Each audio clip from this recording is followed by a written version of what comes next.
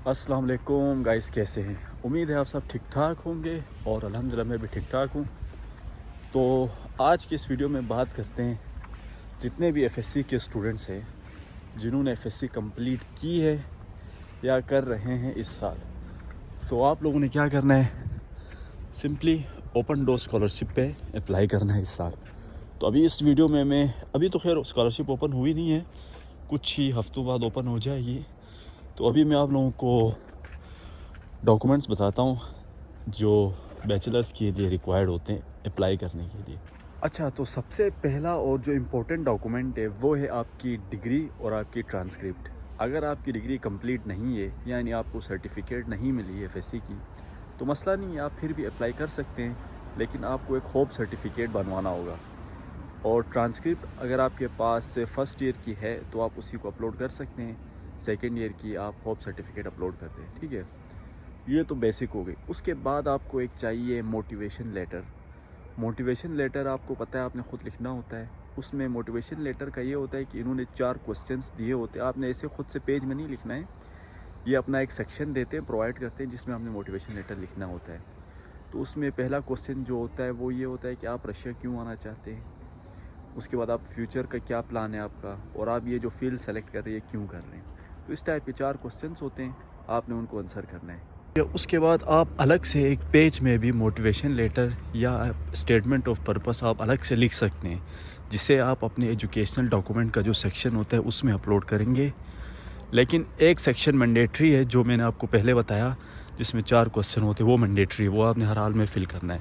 उसके अलावा भी आप अलग से एक पेज में लिख के अपलोड करते हैं तो अच्छी बात है। अच्छा, फिर एक डॉक्यूमेंट होता है, वो इतना इम्पोर्टेंट तो नहीं है, स्पेशली जो बैचलर्स के लिए अप्लाई करते हैं उनके लिए, लेकिन अगर आप फिर भी बनवाते हैं तो ये बहुत अच्छा रहेगा। वो है रिकमेंडेशन लेटर।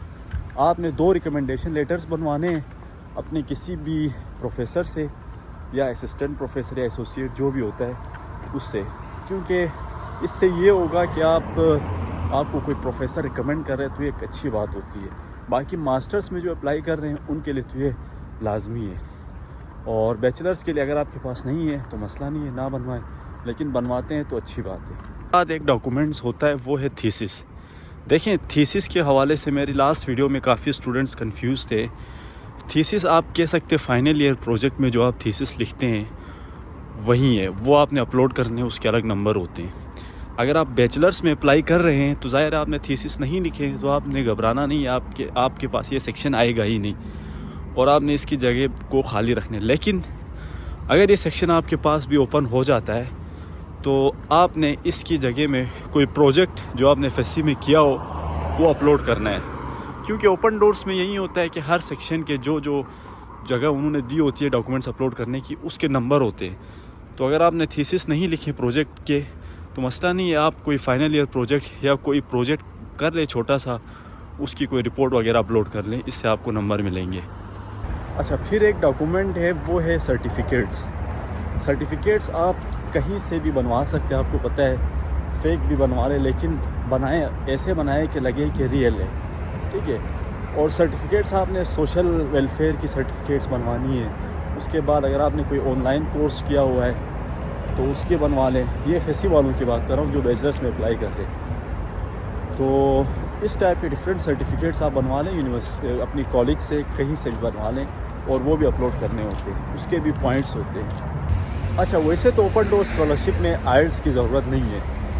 तो आप लोगों ने अगर जब आप इंग्लिश टॉट प्रोग्राम सेलेक्ट करते हैं, क्योंकि इस स्कॉलरशिप में 2 प्रोग्राम्स होते हैं, रशियन टॉट और इंग्लिश टॉट। अगर आप इंग्लिश टॉट प्रोग्राम सेलेक्ट कर रहे हैं तो आपने क्या करना होता है, अपनी कॉलेज या अपनी यूनिवर्सिटी से इंग्लिश प्रोफिशेंसी बनवानी होती है, तो वो लाजमी है, वो लाजमी बनवाएं, ठीक है। तो ये जितने भी डॉक्यूमेंट्स मैंने बताए हैं ये आपने तैयार रखने हैं। इनके साथ साथ आपने फॉर एग्ज़ाम्पल किसी भी फील्ड में आपने अप्लाई करना है तो उस फील्ड के मुतालिक आप थोड़ी बहुत तैयारी करना स्टार्ट कर लें, क्योंकि पहला टेस्ट तो इजी होता है, वो आप चैट जीपीटी से कर सकते हैं, लेकिन दूसरा टेस्ट क्योंकि वो कंप्यूटर की स्क्रीन मॉनिटर हो रही होती है, कैमरा ऑन होता है, तो उसमें फिर आपने अपनी मेहनत से काम करना होता है। तो आप जिस भी फील्ड में अप्लाई कर रहे हैं अभी से उसी की तैयारी थोड़ी बहुत करना स्टार्ट कर लें।